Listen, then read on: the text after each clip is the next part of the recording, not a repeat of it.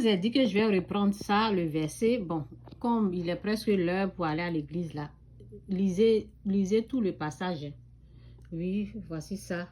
Ceux qui ne lisent pas, qui ne connaissent pas la Bible, prenez, allez-y acheter des Bibles. Lisez, commencez à lire. Ok? Dieu va vous faire grâce. Avant de lire la Bible, on ouvre la Bible, on dit Seigneur, ouvre mes yeux, mon oreille, mon cœur, pour que je puisse entendre, comprendre ce que tu dis. Mon oreille spirituelle, mes yeux spirituels. Fais grâce pour que je puisse comprendre la profondeur de ta parole.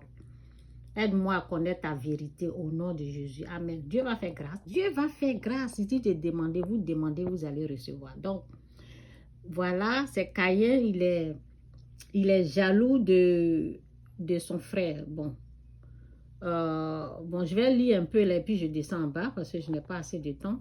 Je dois m'habiller pour aller à l'église. L'homme s'unit à Yves. L'homme s'unit à Yves, sa femme, et devient enceinte et donna naissance à Caïn.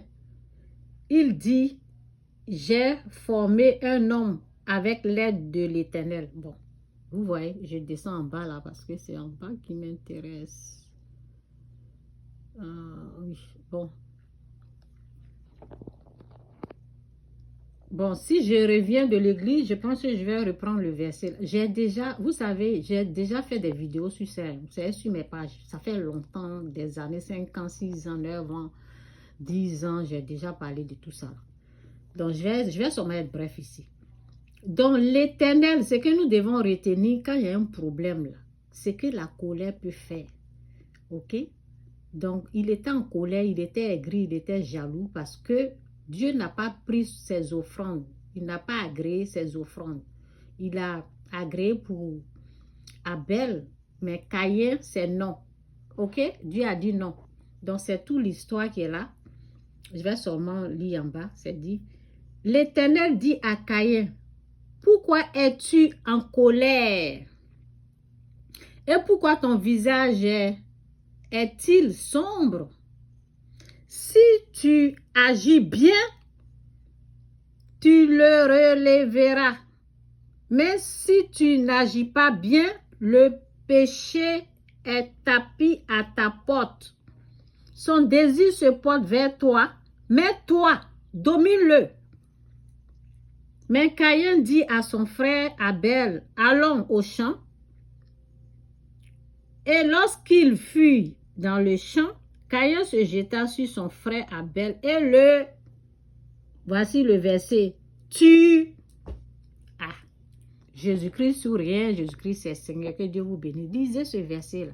C'est ça, je vous dis, lorsque vous ne dormez pas bien, là, oui, lorsqu'il y a des attaques dans vos sommeils, il faut vérifier pour voir si vous étiez en colère à la veille ou 2 jours après, qu'est-ce qui s'est passé? Remarquez, si vous avez femme de nuit, mari de nuit, c'est ça au fait, c'est la colère qui ouvre la porte à l'ennemi au fait. Bon bref, Jésus-Christ ou rien, Jésus-Christ c'est Seigneur. Donc quand vous vous réveillez là, demandez pardon à Dieu, repentez-vous, c'est tout. Il dit, bon, je vais partir, mais bon, ça ne veut pas me laisser, ça fait combien de minutes là? C'est dit, ok, on reprend cette petite partie là. C'est dit, l'Éternel dit à Caïn, pourquoi es-tu en colère et pourquoi ton visage est-il sombre? Si tu agis bien, dans ces moments-ci là, même avec la colère là, si tu agis bien, tu le releveras, tu le releveras. Mais si tu n'agis pas bien, le péché.